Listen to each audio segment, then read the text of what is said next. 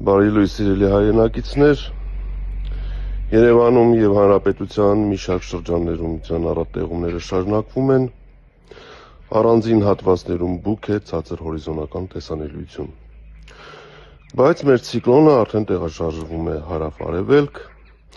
եւ այսօր կեսօրից հետո շրջանների մեծ մասում տեղումները կդադարեն, դրանք ցերեկային ժամերին կպահպանվեն միայն Վայոց ձորում եւ Սյունիքում, իսկ երեկոյան ժամերից